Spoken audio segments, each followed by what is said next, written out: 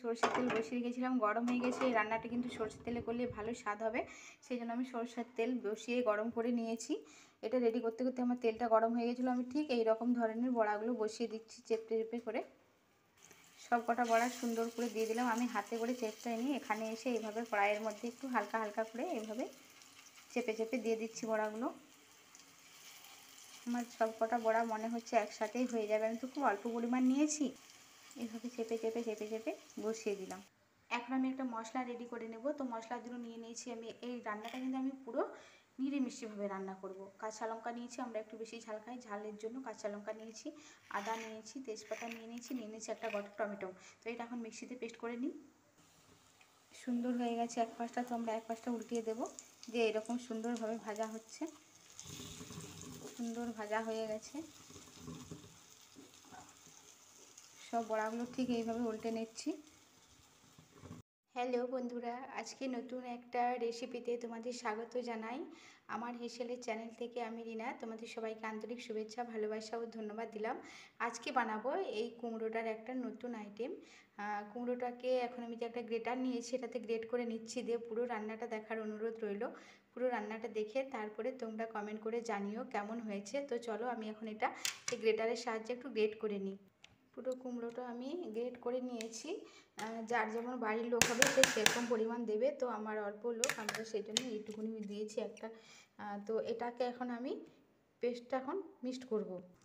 এটাকে এখন আমি কয়েকটা জিনিস দিয়ে এটা মিক্সড করব। তো স্বাদ মতো লবণ দিয়েই দিলাম, স্বাদ মতো লবণ, একটুখানি গোটা জিরে দিয়ে দিয়েছি একটু অল্প করে গুঁড়ো লঙ্কা, আর এটা দিচ্ছি ছাতু। আমার বাড়িতে ছাতু ছিল, ছাতু দিলাম। তোমরা চাইলে ছাতু না দিয়ে যদি বলো যে বেসন দেবে, বেসন দিতে পারো। তখন কি করতে হবে, বেসনের ক্ষেত্রে শুকনো কড়াইটা গ্যাসের মধ্যে বসিয়ে দেবে, খুব লো ফ্লেমে হালকা আঁচে বেসনটাকে কিন্তু ভেজে নিতে হবে। একদম একটু কড়াইয়ে নেড়ে চেড়ে বেসনটা ভেজে নিলে তারপরে এটা মিক্সড করতে পারবে। আমার ছাতু ছিল, বেসন ছিল, আমি ছাতুটা ছিল যখন ছাতুটা দিয়ে দিলাম, হাতের কাছে পেলাম। এখন ভালো করে এগুলো দিয়ে মিক্সড করে নিতে হবে। তাহলে আমি এখন এটা মিক্সড তৈরি করি।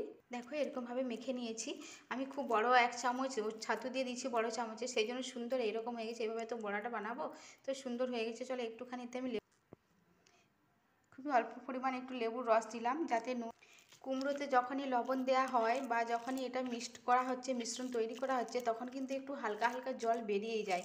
তো চাইলে যদি দেখো যে একটু পাতলা লাগছে, তাহলে তোমরা আরও একটু সেখানে ছাতু বা বেসন অ্যাড করতে পারো। আমি যেমন একটু ছাতু দিয়েই দিলাম, যে ঠিক আটাভাবে এভাবে তৈরি করে নিলাম। সুন্দর মতো ভাজা। এবার আমি দিয়ে দেবো সেই পেস্টটা, যে পেস্টটা বানিয়ে রেখেছি। অল্প অল্প জল দিয়ে আমি কিন্তু মশলাটা খুব ভালো করে কষিয়ে নিয়েছি। আলুটা ভেজে নিয়ে মশলাটা কষিয়ে নিলাম। সুন্দর একটা গন্ধ বেরোচ্ছে, আর কড়াইয়ের মধ্যে মশলার মধ্যে তেলও ছেড়ে দিচ্ছে। তো এখন আমি এটাতে জল মিশিয়ে দেব। জল দিয়ে দিলাম, দিয়ে দেবো পরিমাণ মতো লবণ। তরকারিটা ফুটছে বলে এখনও সেরকম কালারটা আসেনি, কিন্তু একটু একটু করে দেখো ধারে ধারে কালারটা এসে গেছে। তো চলো এখন আমি বড়াগুলো অ্যাড করে দিচ্ছি। এরকমভাবে বড়াগুলো দিয়ে দিচ্ছি এখানে।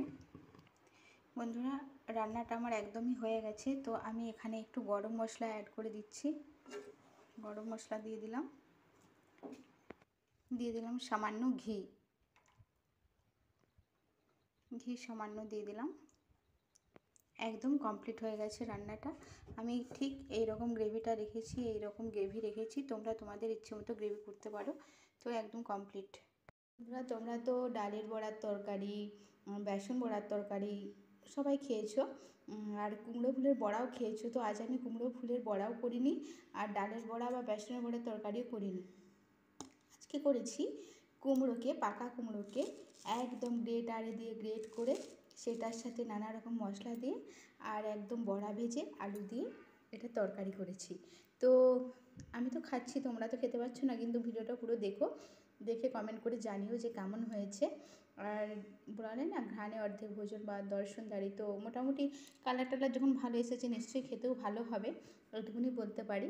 তো এইভাবে প্রসেসে তোমরা বানিয়ে খেও, কেমন হয়েছে জানাবে। যদি ভালো লাগে তো প্লিজ একটি চ্যানেলটিতে সাবস্ক্রাইব করবে, একটি লাইক কমেন্টস করো প্লিজ। আমি সবাইকে বলছি যে একটু সাথে থেকো, পাশে থেকো, আর এই তরকারিটা কেমন হয়েছে জানিয়ে দিও।